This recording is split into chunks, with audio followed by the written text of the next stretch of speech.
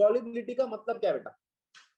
Solubility का मतलब है किसी चीज को आप किसी एक चीज को दूसरी चीज में डिसॉल्व करते हैं, मतलब किसी सॉल्यूट को किसी सॉल्वेंट में डिसॉल्व करते हैं या किसी डिसॉल्व होने लायक मीडियम में डिसॉल्व करने वाली चीज को डिसॉल्व करते हैं। तो वो डिसॉल्व होने लायक मीडियम लिक्विड हो और करने वाली चीज भी लिक्विड हो तो जल्दी हो जाएगा। गैस हो तो थोड़ा टाइम लगेगा। पहले मैं गैस को लिक्विफाई करूंगा फिर डिसॉल्व करूंगा। तो कौन सी गैस है जो जल्दी डिसॉल्व हो जाएगी? जिसका जिसका लिक्विफिकेशन पॉइंट बहुत ज्यादा ना हो, रूम टेम्परेचर के आसपास ही हो। जैसे कार्बन डाइऑक्साइड होती है, उसका लिक्विफिकेशन पॉइंट 30.98 होता है, तो जल्दी से लिक्विफाई हो जाती है। जल्दी लिक्विफाई हो जाएगी तो जल्दी घुल भी जाएगी। दूसरा, घुलने के लिए क्या वो उसी प्रॉपर्टीज को रखती है जो सॉल्वेंट की है? क्योंकि एक हमारे पास प्रॉपर्टी है घुलने के लिए, उसे बोलते हैं लाइक डिसॉल्व लाइक्स। ठीक है, तो मैं कुछ कुछ बातें बता रहा हूँ। पहली बात, सॉलिबिलिटी एक ऐसा फिनोमिना है जिसके अंदर हम किसी एक चीज को जो किसी एक फेज में या तो सॉलिड में, लिक्विड में, गैस में है, उसको डिसॉल्व करते हैं दूसरी चीज में। ठीक, दूसरी चीज ये किन किन फैक्टर्स पे डिपेंड करती है? जो जैसा है वो वैसे में डिसॉल्व होगा, like dissolve likes. Polar polar में घुलेगा, नॉन पोलर नॉन पोलर में घुलेगा। ठीक है, और अगर हाइड्रोजन बॉन्डिंग वाला है तो हाइड्रोजन बॉन्डिंग वाले सॉल्वेंट में जल्दी घुलेगा। अब ये मत सोचना कि सारी चीजें जो नॉन पोलर होती है वही ज्यादा घुलती है। वो हम इसलिए देखते थे ऑर्गेनिक में क्योंकि ऑर्गेनिक में हमारे पास एक यूनिवर्सल सॉल्वेंट है, पानी। और ऑर्गेनिक में ऑर्गेनिक सॉल्वेंट कौन है? अल्कोहल, इसलिए। लेकिन यहाँ पर वो क्राइटेरिया काम नहीं आएगा। यहाँ हम कहेंगे कि नॉन पोलर के अंदर नॉन पोलर जल्दी खुलेगा। उसका मैं अभी आपको एक्सरसाइज का क्वेश्चन दिखाता हूँ। इफेक्ट ऑफ टेम्परेचर की बात करूं तो टेम्परेचर का जो इफेक्ट पड़ता है वो ये पड़ता है कि जितनी भी रिएक्शंस ऐसी है, जैसे मान लो आप किसी लिक्विड को डिसॉल्व कर रहे हो, लिक्विड में लिक्विड डिसॉल्व कर रहे हो, तो टेम्परेचर इंक्रीज करने पर लिक्विड जल्दी खुलेगा। दूसरा, अगर आप गैस को डिसॉल्व कर रहे हो, गैस को पहले लिक्विफाई करना पड़ेगा, मतलब टेम्परेचर डिक्रीज करना पड़ेगा। तो जितना टेम्परेचर डिक्रीज करोगे उतनी गैस ज्यादा डिसॉल्व होगी। On decreasing temperature solubility of gas increase while solubility of solid or liquid decrease। तो यहां पर ये डिपेंड करता है कि आप किस फेज की चीज को घोल रहे हो। ठीक है, अब यहां पर ये क्या कहता है, एनसीईआरटी ये कहती है the solubility of a solid in liquid is significantly affected by temperature। बहुत ज्यादा अफेक्ट पड़ता है टेम्परेचर का। ठीक है, consider the equilibrium respected by the equation, जो भी 2.10 है। ठीक है, इस इक्वेशन के हमने अंदर देखा कि ली चैटलियर प्रिंसिपल के हिसाब से यहाँ पे काम चल रहा है। ली चैटलियर प्रिंसिपल क्या काम करता था? एक्सोथर्मिक और एंडोथर्मिक रिएक्शंस को समझाता था। एक्सोथर्मिक रिएक्शन वो होती है जो हीट छोड़ती है, हीट जिनके प्रोडक्ट में होता है। एंडोथर्मिक रिएक्शन वो होती है जो हीट लेती है, हीट जिनके रिएक्टेंट में होता है। ठीक है, तो एक्सोथर्मिक जो रिएक्शन होती है, अगर मैं आपसे कहूं कि सॉलिबिलिटी में टेम्परेचर इंक्रीज करने पर, अगर मैं कहूं कि एक्सोथर्मिक रिएक्शन में क्या होता है, तो एक्सोथर्मिक रिएक्शन से टेम्परेचर इंक्रीज करता है। टेम्परेचर इंक्रीज करने से क्या होता है? वो अनडिसॉल्व होना चालू कर देता है।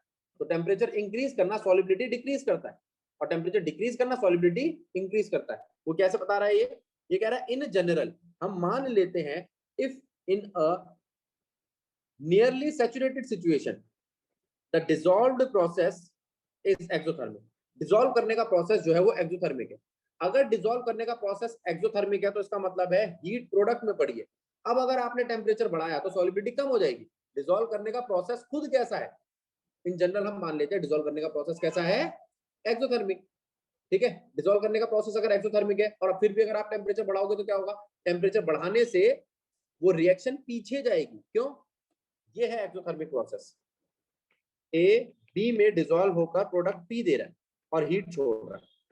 अब अगर मैंने टेम्परेचर इंक्रीज करा तो ली चैटले प्रिंसिपल के हिसाब से वो हीट से दूर जाएगा। टेम्परेचर डिक्रीज किया तो ली चैटले प्रिंसिपल के हिसाब से वो हीट की तरफ जाएगा। ठीक है, तो इंक्रीज करना टेम्परेचर सॉलिबिलिटी को डिक्रीज करेगा, और डिक्रीज करना एक्सोथर्मिक में, और एंडोथर्मिक रिएक्शन में इंक्रीज करना टेम्परेचर सॉलिबिलिटी को इंक्रीज करेगा। अगर एक्सोथर्मिक रिएक्शन है तो टेम्परेचर इंक्रीज करना सॉलिबिलिटी को इंक्रीज करेगा, और अगर एंडोथर्मिक रिएक्शन है तो टेम्परेचर डिक्रीज करना रिएक्शन को डिक्रीज करेगा। अब जरा इसको देखो, अब वो डिपेंड करता है कि रिएक्शन कैसी है।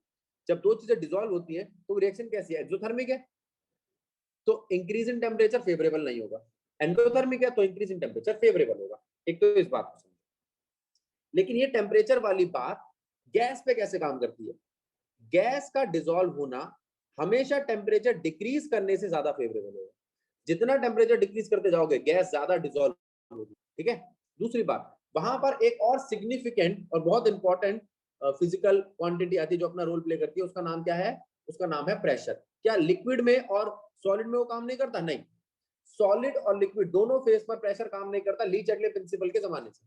अगर आप सॉलिड पर प्रेशर बढ़ाओगे तो उसके वॉल्यूम में कोई चेंज नहीं आएगा, लिक्विड पर प्रेशर बढ़ाओगे तो उसके वॉल्यूम में कोई चेंज नहीं आएगा, लेकिन जिनके बीच में इंटरमॉलिक्यूलर डिस्टेंस बहुत ज्यादा है यानी कि गैस, उस पर प्रेशर बढ़ाओगे तो कॉम्पैक्ट हो जाएगा। प्रेशर बढ़ाने से वो मॉलिक्यूल्स पास आने लगेंगे, वो गैस जल्दी लिक्विफाई होगी, जल्दी लिक्विफाई होगी तो उसकी सॉलिबिलिटी बढ़ जाएगी। Increase in pressure increase solubility of gas, liquid और सॉलिड पे कोई असर नहीं डालती। देखो ये तो हो गया, ये रहा effect of pressure. Pressure does not have any significant effect on solubility of solid or solid in liquid या liquid in liquid। ठीक है, क्योंकि ये दोनों के दोनों इनकम्प्रेसिबल। लेकिन अगर मैं आपसे बात करता हूं,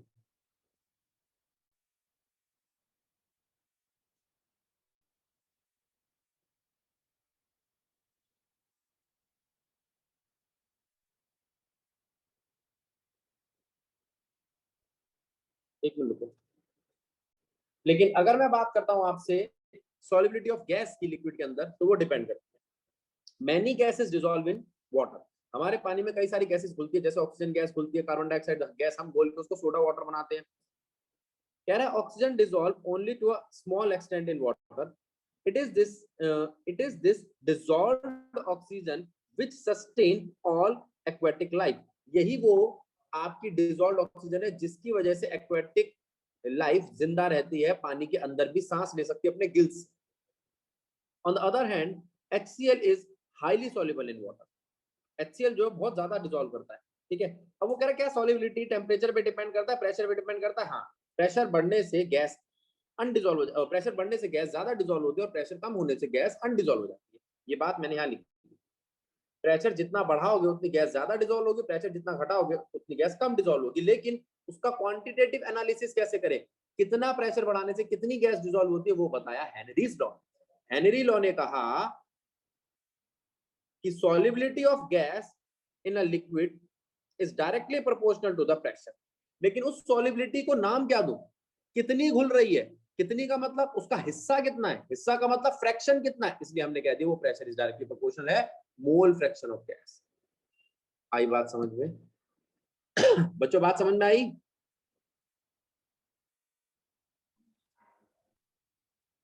मोल फ्रैक्शन ऑफ, हाँ मोल फ्रैक्शन ऑफ गैस का मतलब समझ रहे हो आप? हिस्सा।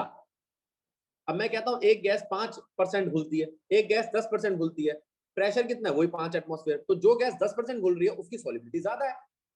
अच्छा, फिर आपने कहा भैया मैं प्रेशर डबल कर दूं तो जो 5% घुली थी वो 7% हो गई, जो 10% घुली थी वो 14% हो गई। तो प्रेशर बढ़ाने से क्या हो रहा है? सॉलिबिलिटी बढ़ रही है। प्रेशर बढ़ाने से सॉलिबिलिटी बढ़ती है। Henry's law. The law state that at a constant temperature पे सॉलिबिलिटी गैस की किसी लिक्विड के अंदर प्रोपोर्शनल होती है प्रेशर से। अब देखो प्रोपोर्शनल किसके रखा है मैंने? यहाँ सॉलिबिलिटी लिखा है, प्रेशर के डायरेक्टली प्रोपोर्शनल क्या रखा है? Mole fraction of gas in that liquid. देखो यहाँ पर लिखा हुआ मैंने काफी सारी बातें। Solubility of solute in solvent, ये दो बातों से समझ में आती है, मास और वॉल्यूम। मास पर करता हूं तो वॉल्यूम वाली बात हो जाती है। तो मास वॉल्यूम इन सब का मिला जुला के मैंने नंबर ऑफ मोल्स बना दिया। नंबर ऑफ मोल्स मैंने बताया था आपको, नंबर ऑफ मोल्स काफी सारी चीजों से कनेक्ट करते हैं, मास से, वॉल्यूम से, नंबर से, चार्ज से, इसलिए। और वो नंबर ऑफ मोल्स का हिस्सा क्या बनेगा आपका? Mole fraction.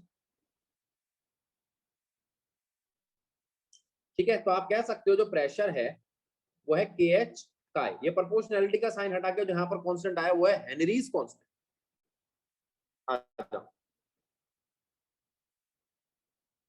सबसे पहले जब भी कभी आपसे कोई गैस की बात करे तो आपको तीन चीजों की बात करनी है। तीन ऐसी चीजें जो गैस की कंडीशन बनती है, प्रेशर, वॉल्यूम और टेम्परेचर।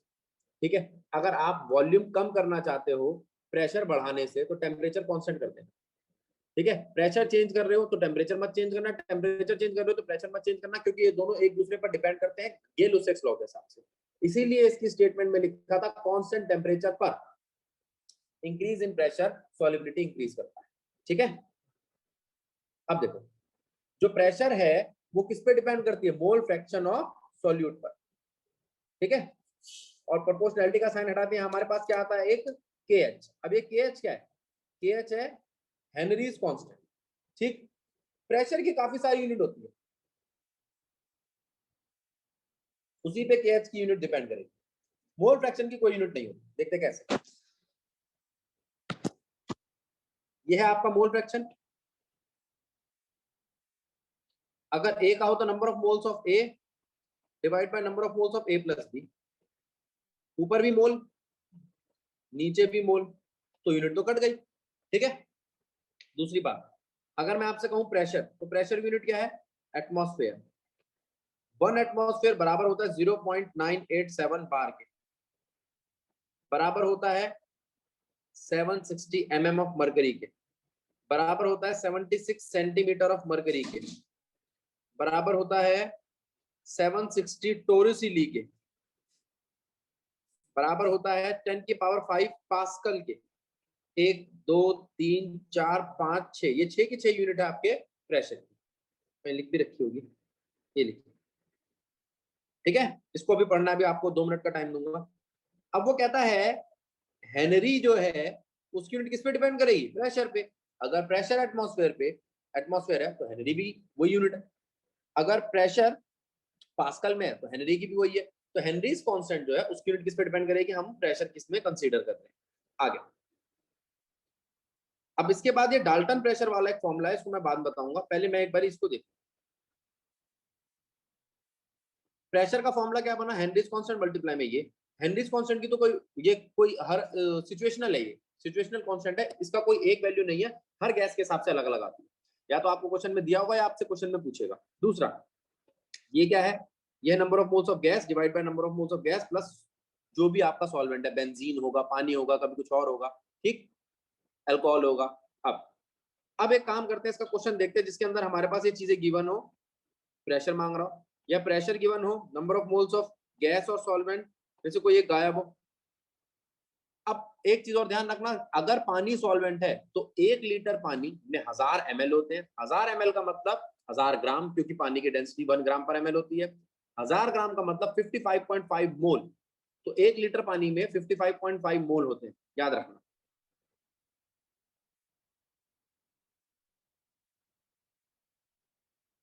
इसका एग्जाम्पल देखते हैं। देखो, अब इस क्वेश्चन को करने की ट्राई करो, मैं आपको 2 मिनट का टाइम देता हूँ, हो जाए तो अच्छी बात है, नहीं तो मैं करूंगा। पहले रीड करो क्वेश्चन। देखो यहाँ पे हमारे पास गिवन क्या क्या है, हमारे पास गिवन है नाइट्रोजन गैस। नाइट्रोजन गैस जो बबल कर रही है इस टेम्परेचर पे, तो कितने मिली मोल्स गैस बनाएगी। यहाँ वो कह रहा है नाइट्रोजन गैस बबल कर रही है तो कितने मिली मोल्स नाइट्रोजन गैस 1 लीटर पानी के लिए बनाएगी। चलो ठीक है, अब कितने मिली मोल्स नाइट्रोजन गैस के लिए, मैंने ये लिख दिया सिंपल।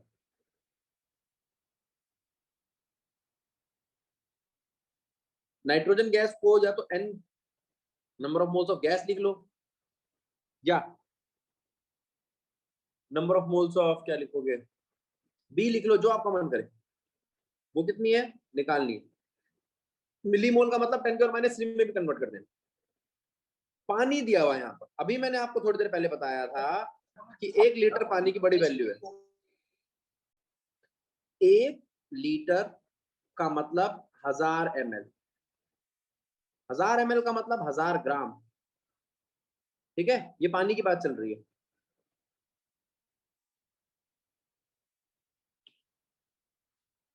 और 1000 ग्राम का मतलब नंबर ऑफ मोल्स कितने होते हैं, given mass upon molecular mass. जरा डिवाइड करना, क्या 55.5 आता है। Yes sir. तो हमेशा आप याद रखोगे कि 1 लीटर पानी में 55.5 मोल होते हैं। 1 लीटर पानी में 55.5 मोल पानी के होते हैं। ठीक है, चलो ये पता चल गया। अब क्या क्या चीजें गिवन है मेरे पास नंबर ऑफ मोल्स है सॉल्वेंट के, मेरे को निकालने हैं नंबर ऑफ मोल्स सॉल्यूट के, मोल फ्रैक्शन का पता चल गया। क्या मेरे पास इन्होंने प्रेशर दिया है, हाँ प्रेशर दे रखा है 0.987 बार। प्रेशर दे रखा है, क्या इन्होंने केएस दे रखा है? हाँ, given that Henrys constant is this. देखो प्रेशर दे रखा है और हेनरीज कांस्टेंट दे रखा है, दे रखा है। क्या आप ये फॉर्मूला लगा सकते हो? P इज इक्वल्स टू के एच काय।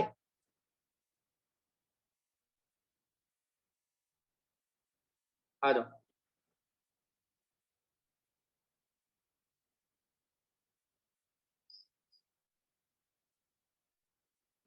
प्रेशर इज इक्वल्स टू के एच काय बी। तो यहां से काय बी कितना आएगा? के एच बाय प्रेशर। के एच है, प्रेशर भी है, दोनों है।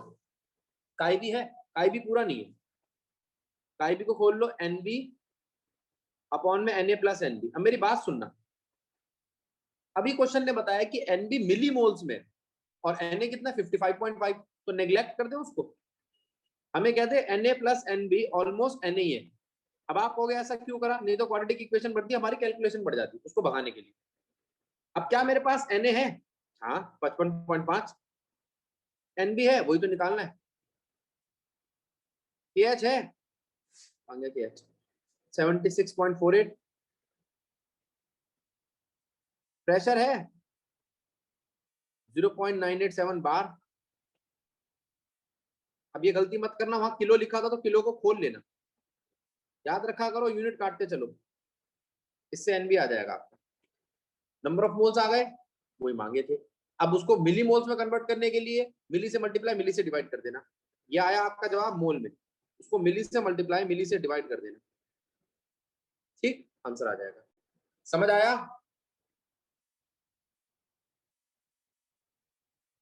बोलो बच्चों।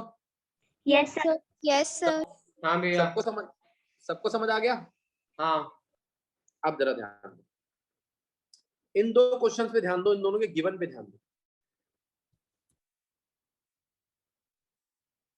पहले वो कहता है H2S एक टॉक्सिक गैस है जिसमें रोटन एग लाइक स्मेल आती है, उसको यूज किया जाता है क्वांटिटेटिव एनालिसिस के लिए।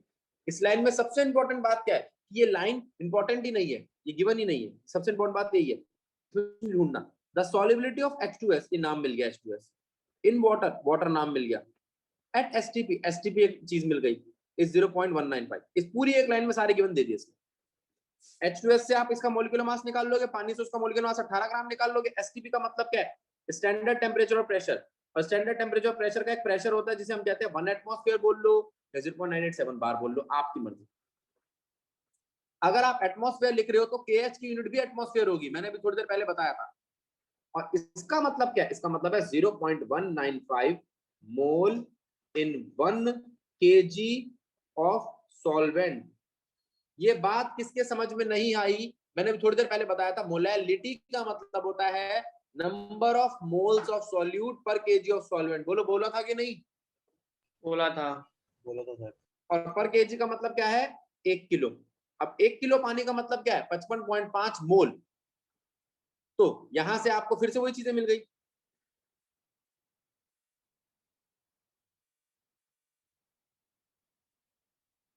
आ जाओ, क्या क्या चीजें मिल गई मेरे को यहां से इसके गिवन से? यूनिट। पहली चीज, एसटीपी से मिला प्रेशर। कितना प्रेशर? 1 atmospheric pressure.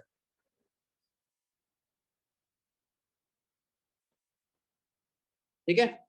मोलैलिटी मिली 0.195 mole in 1 kg of water.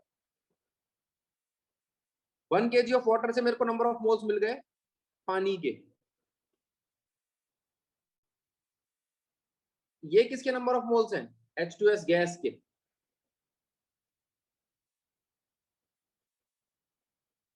इससे क्या मिल गया मेरे को? मोल फ्रैक्शन गैस का।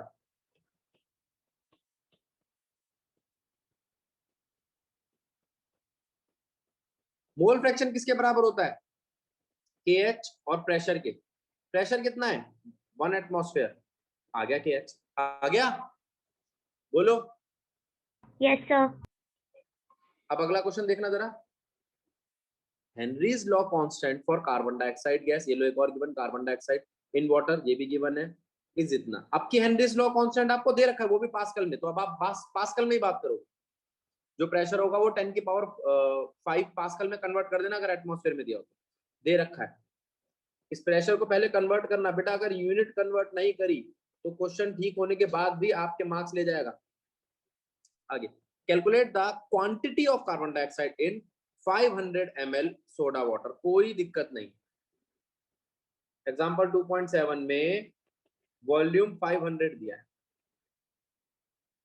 और 500 का मतलब क्या है, आधा लीटर, और आधे लीटर में 1 लीटर में कितना होता है 55.5, तो आधे लीटर में कितना होगा, आधा होगा। ये किसके हाँ। नंबर ऑफ मोल्स हैं, पानी के। पानी के। दूसरे नंबर ऑफ मोल्स जिसके भी हैं वो मांगे हैं। प्रेशर दे रखा है, दे रखा है, हाँ 2.5 हेनरीज लॉ kg। कांस्टेंट दे रखा है, प्रेशर भी दे रखा है 2.5, ये लो प्रेशर दे रखा है, हेनरीज लॉ कांस्टेंट दे रखा है, क्वेश्चन हो गया। ठीक है, हाँ भैया। नंबर ऑफ मोल्स ऑफ पानी है, प्रेशर है, केएच है, भगवान का दिया सब कुछ है, तो एनबी आ जाएगा। हाँ ये हो गया आपका पूरा टॉपिक समाप्त। जल्दी से ये 2 क्वेश्चन पढ़ो और समझो कि गिवन समझ आ रहे कि नहीं आ रहे, जल्दीबाजी में करा दो तो एक बार समझ। मैं बात कर रहा हूं आपसे वेपर्स की। वेपर्स का मतलब होता है किसी लिक्विड की गैसियस फॉर्म, किसी लिक्विड की गैसियस फॉर्म को हम वेपर कहते हैं, एक बात। दूसरी बात, ये जो वेपर्स होती हैं ये भी प्रेशर अप्लाई करती है अपनी ही सरफेस पर, उसी लिक्विड की सरफेस पर। चलो हम बनाते हैं इसको। ये एक कंटेनर है, इस कंटेनर में लिक्विड भरा है, ठीक। एक कंटेनर है जिसके अंदर लिक्विड भरा है, उस लिक्विड में से वेपर्स उड़ेंगी।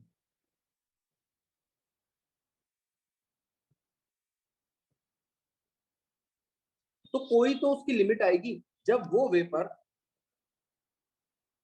ऊपर से लगने वाले एटमॉस्फेरिक प्रेशर के बराबर आ जाए।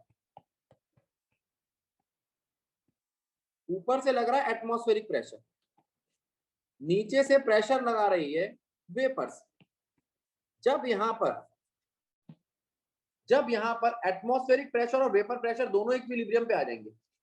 देखो ये सरफेस है, यहां से लग रहा है वेपर प्रेशर और यहां से लग रहा है एटमॉस्फेरिक प्रेशर। जब ये दोनों एक दूसरे को बैलेंस कर देता है, नीचे से लगने वाला वेपर प्रेशर और ऊपर से लगने वाला एटमॉस्फेरिक प्रेशर, तब उस लिक्विड की सरफेस पे जो वेपर्स प्रेशर लगा रही होती है या अपना वजन लगा रही होती है, उसको हम कहते हैं वेपर प्रेशर। अब दोबारा बात करते हैं, एक खाली पेज लेते हैं।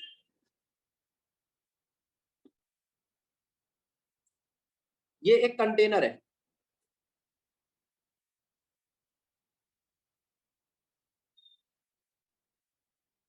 इस कंटेनर में यहां पर मैंने एक, ये समझ लो बिना वजन वाली फिल्म लगाई है, वरना उसका वजन भी काउंट हो जाएगा। ठीक है, ये इसके अंदर लिक्विड भर रहे हैं हम।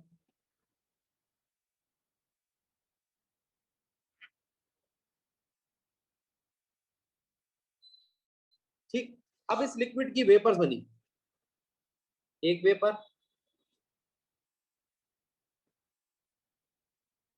प्रेशर मारा, दूसरी वेपर, प्रेशर मारा, तीसरी वेपर, प्रेशर मारा, कोई दिक्कत नहीं है, अभी कुछ नहीं हुआ।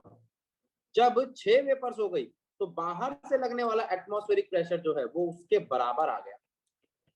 बाहर से लगने वाला एटमॉस्फेरिक प्रेशर और नीचे से लगने वाला एटमॉस्फेरिक प्रेशर दोनों एक दूसरे के इक्विलिब्रियम पर आ गए। तो यहां पर एटमॉस्फेरिक प्रेशर और नीचे से लगने वाला वेपर प्रेशर दोनों एक दूसरे के साथ इक्विलिब्रियम पर आ गए। और अगर दोनों एक दूसरे के साथ इक्विलिब्रियम पर आ गए ना, तो इसका मतलब ये हो गया कि यहां पर जो प्रेशर अप्लाई हो रहा है वो वेपर प्रेशर है। Vapour pressure is that pressure which is exerted by the vapour of liquid on the surface of that liquid. ये रही उस लिक्विड की सरफेस, उसी पर प्रेशर लग रहा है, उसी वेपर्स का। When vapour pressure and atmospheric pressure both are equilibrium with each other. जब वो दोनों एक दूसरे के साथ इक्विलिब्रियम पर होंगे तब जब वो अपना वजन डाल रही होगी वही होगा वेपर प्रेशर। क्या ये वेपर प्रेशर इसके मॉलिक्यूलर मास पे डिपेंड करता है? बिल्कुल करता है। मैं ये भी कह सकता हूं कि वेपर प्रेशर को अगर आप 2 से मल्टीप्लाई कर दोगे तो वो मॉलिक्यूलर मास दे देगा गिवन कंपाउंड का, गिवन सॉल्वेंट का, वगैरह वगैरह। ठीक, अब इधर आ जाओ। ये क्या है? Pure solvent. प्योर सॉल्वेंट में से वेपर प्रेशर बना, ठीक है। अब आपने कहा भैया पानी था, पानी को जैसे मैंने गर्म करना चालू किया, गर्म करते करते उसकी वेपर्स बनने लगी। जब उसकी वेपर्स बनी 100 डिग्री सेल्सियस पे वो वेपर्स बनने लगी और एटमॉस्फेरिक प्रेशर के बराबर हो गई और रीच कर गया उसका क्या? Boiling point. ठीक, खत्म बात। लेकिन अगर मैं उसके अंदर नमक डालू ना तो नमक क्या करता है? उसका बॉइलिंग पॉइंट और एलिवेट करने को, बढ़ाने को वो कर देता है। क्यों? क्योंकि वो उसका वेपर प्रेशर कम कर देता है। अब नमक ने वेपर प्रेशर कम कैसे करा? ये था प्योर सॉल्वेंट। प्योर सॉल्वेंट में सारे के सारे जाने के लिए तैनात थे। क्यों? पानी पानी की ही तो बॉन्डिंग थी, तोड़ के चले जाएंगे।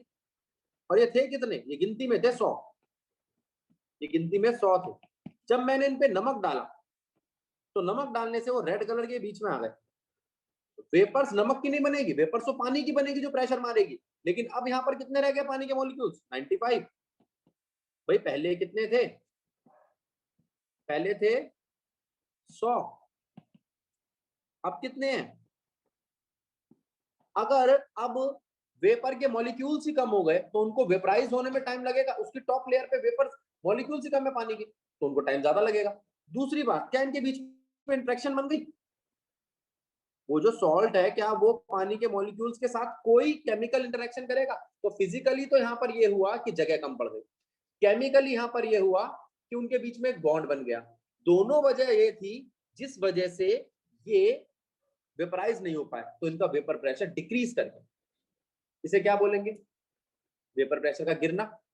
अब वेपर प्रेशर क्यों गिरा? क्योंकि मैंने इसके अंदर सॉल्यूट डाला। तो मैं अगर आपसे पूछूं प्योर सॉल्वेंट जो था उसका वेपर प्रेशर ज्यादा होता है किसी टेम्परेचर पर या सोल्यूशन का, तो हम कहेंगे प्योर सॉल्वेंट का वेपर प्रेशर ज्यादा होता है किसी टेम्परेचर पे एज कंपेयर टू किसी सोल्यूशन का। बोलो, बात समझ में आई बच्चों? हाँ भैया। Yes, sir. ठीक है, तो प्योर सॉल्वेंट का वेपर प्रेशर ज्यादा होता है एज कंपेयर टू किसी सोल्यूशन का। क्यों? क्योंकि वहां पर सॉल्यूट सॉल्वेंट के बीच में इंटरेक्शन हो जाती है, उसको तोड़ने के लिए मुझे और टेम्परेचर देना पड़ता है। यहाँ पर जगह कम मॉलिक्यूल्स कम बचते उतनी ही जगह में, और कम मॉलिक्यूल्स होते हैं तो वो ज्यादा वो मांगते हैं वेपराइज होने के लिए। तो ये दो फैक्टर बनते हैं, एक केमिकल और एक फिजिकल। तो वेपर प्रेशर जो ओरिजिनल था, अगर वो 100 था, ओरिजिनल को मैं पी नॉट ए कह रहा हूँ, अब जो पी ए है वो 95, तो यहां पर चेंज इन वेपर प्रेशर आ गया। उस चेंज इन वेपर प्रेशर को कहते हैं लोअरिंग इन वेपर प्रेशर। कितना लोअर हुआ? 5 लोअर हो गया। लोअरिंग इन वेपर प्रेशर तो पता चल गया। उस लोअरिंग इन वेपर प्रेशर को अगर आप इसके ओरिजिनल वेपर प्रेशर से डिवाइड कर दोगे तो वो बन जाएगा relative lowering in vapour pressure. ये आपकी पहली कॉलिगेटिव प्रॉपर्टी, ठीक है, जिसे हम डिस्कस करेंगे नेक्स्ट क्लास में। लेकिन आप पहले पूरी बात सुन लो, अभी छुट्टी नहीं हुई आप।